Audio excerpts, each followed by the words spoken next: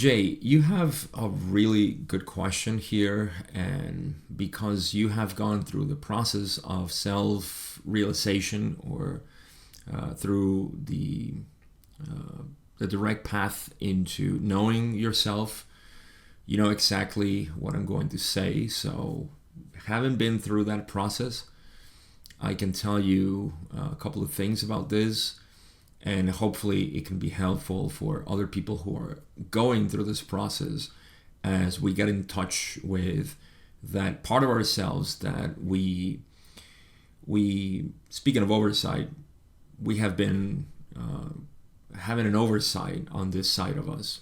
Okay, so I'm going to read your question, and then I'm going to explain a little bit more to like put it into context for people who are not fully aware of the context, and then I'll talk about it. So you say, before awakening, I was already in some sort of a bubble of separation from others, but it was within a feeling of judgment, the I am smarter or somehow better than you mentality, and only sought to express myself in a form of maybe perhaps receiving validation or outside stimulus. But now I am still in a bubble, but it's a bubble of understanding, observation, and peace. I don't seek to interact with other selves, but I don't judge them either. Instead, I let people in circumstances, experiences come to me and let things unfold that way. So you're asking me, do you think this would be somewhat considerable to a holy man syndrome? And am I blocking myself from any form of inner progression? It doesn't feel so, but I wanted to ask regardless. And I thank you for asking. I recently talked about the isolation bubble within the raw material. And I think that's where you also got this. So pretty cool because we have that reference. So, okay, first of all, context. What's happening here? Because I know you, Jay. I know that you came from that place of confusion from the first time we talked about this. I know you came from a place of confusion, which the majority of us went through, and some are still going through, and that's part of the, I wouldn't say it's a necessary part of the awakening process, but I feel that a lot of people who are in this particular avenue of seeking, in which we are consuming a lot of information to find our path, that's where we find ourselves pretty confused. And then there is just one click that is needed. And I appreciate you sharing this because you are a great example of somebody who just needed that little push, and you saw the direction of the push. So what's happening here is that you came from the sensation of wanting to isolate yourself is a very common one in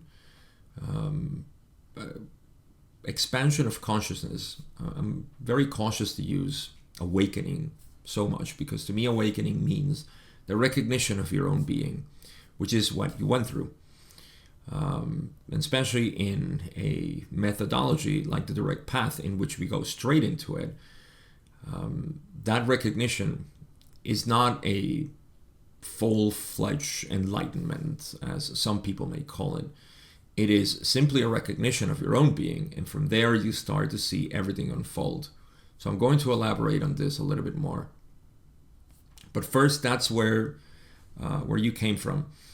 And you were isolated, like you said. You can recognize that at that moment, your isolation was of, I don't want to deal with this people. You can recognize the judgment that was going at that time, you see. Now, is this the same bubble that you're talking about now in which you are? Hard to tell. Only you can know.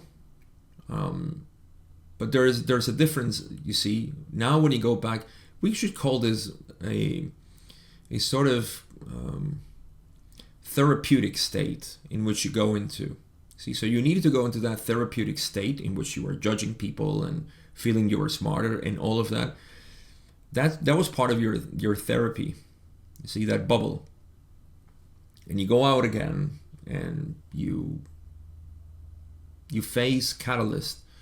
And when you go back, you see, oh, things have become clearer now. You see? Because when you go now to your bubble, and this is, we can say it's the same isolation, is the place of therapy, like I said, in which you now see, oh, okay, the difference now is that I don't need to judge. I don't need people. That's the recognition that you had before, and you continue to have. So you're validating the fact that you don't need people, you don't need events, you don't need anything, but you're also not avoiding it, which was the case before. So things change for sure because you become more aware of what's happening, more aware of the processes in which you are going through at the moment, and you are now in a different place, and you can see the changes. So that's what I would say. That I wouldn't say that it's a holy man syndrome, like you said, but it can be, and that depends on you. You have to see, what are your thoughts. Do you have any thoughts of superiority or of thinking that this is the state? If you do, then you know what to do. What we do in the direct path, which is just observing the thoughts and say, oh, that's pretty interesting. There are thoughts of superiority. That's not me. That's just happening. And you continue on, because you see, the thing that happened here, and this is why I always emphasize that the direct path is not a magic pill that suddenly just makes you be your higher self suddenly.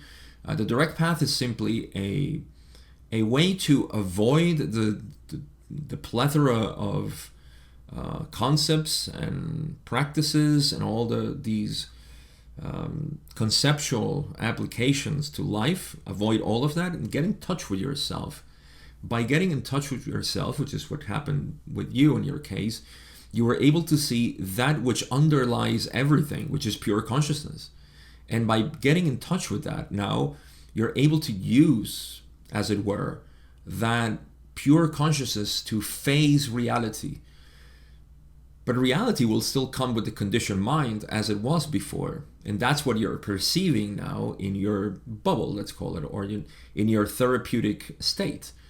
You perceive now the conditioned mind through pure awareness, in which you are not moved, because pure awareness is not moved or pulled by anything. It simply is. So by you remaining, and this is why teachers, especially modern teachers like Eckhart Tolle and Rupert Spira, Muji, and others, they continuously emphasize, never mind anything that the mind is telling you, just stay there present. Just look, observe, become aware that you are aware. You see, so this will inform your reality in a much more, in a clearer way than will the thinking mind, because the thinking mind needs to contract itself to create parallels, to create reference points, and all this kind of comparative scenarios. When you get in touch with yourself and you begin to live from there, like I said, you touch the essence. All you need to do in this path is touch the essence, which you did. And once you touch the essence, stay there. That doesn't mean that you chastise yourself when you see that you are thinking again. Thinking is happening, just like noise is happening, just like light is happening, or taste, or any senses in the body get stimulated. Well, the mind gets stimulated as well. It's continuously being stimulated, but you're not being dragged by it. See, you're remaining in the presence of awareness. So that's what's happening, or what I see. And what definitely should happen, you see, every time you go into your therapeutic bubble, let's call it that, what you see is what's happening. So could there be a holy man syndrome? Maybe. Maybe there is, but it's not you, and it's simply happening.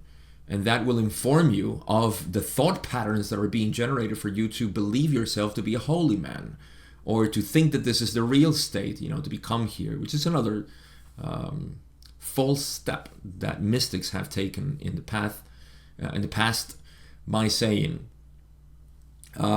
nirvana is the ultimate state. It's not. The ultimate state is this dynamic tension between manifestation and the unmanifested self, this beautiful interplay, this dance between the move and the mover, subject and object. That's the ultimate state because it contains everything. It's the Unitarian state, if you will.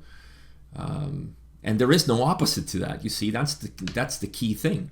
You cannot say that there is an opposite to this unity. Unity is everything. And that's the kind of unity that we're talking about here on the direct path.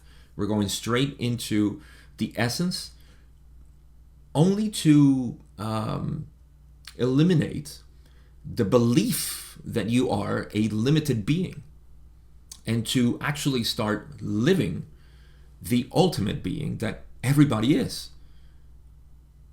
And we touch the essence of connectiveness, of unity, of infinity. So it's totally okay for you to continue to perceive new things. None of them are going to be the ultimate state, like I said. None of the things that you perceive are going to be you. Just keep enjoying that point of awareness, which you actually describe well. And the reason why you notice that there is more is because you touched that essence, whereas before you were only living in the mind. You see, and the mind was telling you, we are smarter, I am somehow better than you, or the contrary, I'm less than and I need help, and so on. So all of these things will continue to come up, or may come up. I don't know. I can't say what's going to happen in your mind, but they may, and it's quite okay. That's the conditioned mind. But those are the two things. Don't ever believe anything that the mind tells you, and just be completely aware of everything that's happening. You see, you ask if you are blocking yourself from any form of inner progression. Well, consider that there is no way of blocking what you already are. You are aware, and as you practice awareness from the present, that nothing can block you. Only blocking will come from you believing you are that, your thoughts. So this is a really good topic, and I appreciate you asking, Jay. And that's what I have.